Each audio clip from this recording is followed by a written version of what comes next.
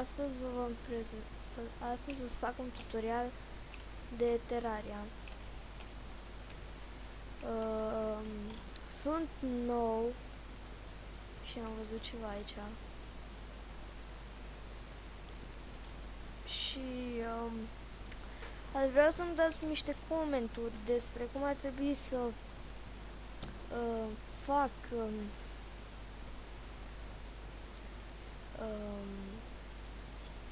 tutorialurile,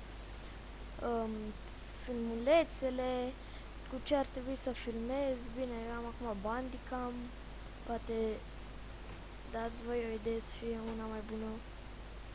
Da, așa. Și dacă vreți, dați subscribe, like, comment, după cum v-am mai zis. Da. La un moment dat, dacă o să am vreo 10 like-uri, cu subscriberii pe care o să-i am, o să fac un cop de Minecraft sau de Terraria. Depinde de ce comentarii o să vreți dumneavoastră. Înțelegeți? Așa.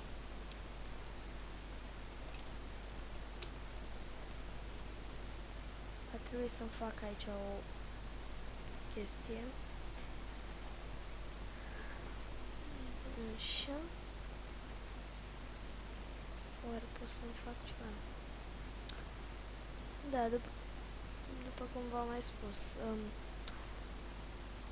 Acum noi vom face o căsuță aici sub pământ, fiindcă deja se face noapte și nu o să mai avem timp pentru să facem o casă mai mare. Da, și cred că în episodul următor, cred, nu sigur, o să mai aduc un prieten și o să facem un fel de server și o să ne jucăm. Depinde de ce părere are prietenul. Sau dacă o să merg, dacă o să-și poată să-ți cumpere Terraria. Așa. Și în legătură cu ăsta, poate îmi face ceva, un intro. Din ăsta, un fragment de început, poate îmi face cineva dacă nu vreți. Că n-am nimic împotrivă dacă nu vreți. Eu, așa, sunt obișnuit ca Minecraft.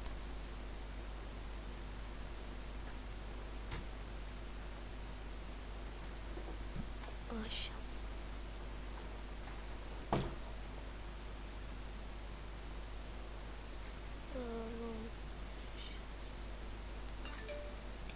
Scuzați. Revin imediat.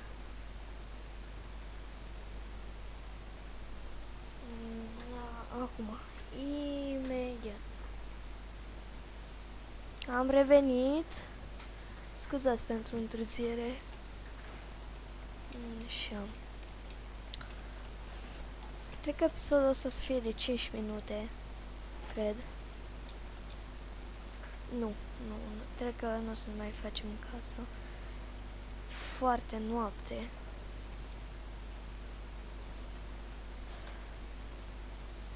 Dacă aș putea să fac...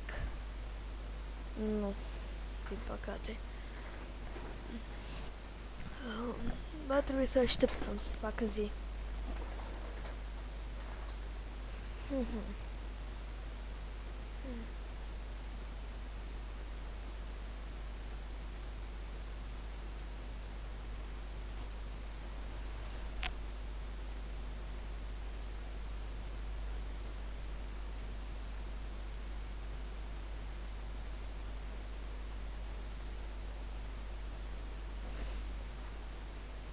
Nu s-a făcut.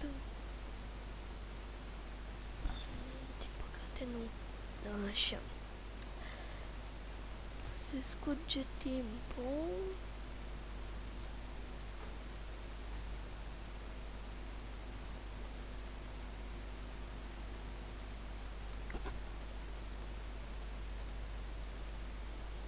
Cam asta a fost tot pentru astăzi. apoi la revedere!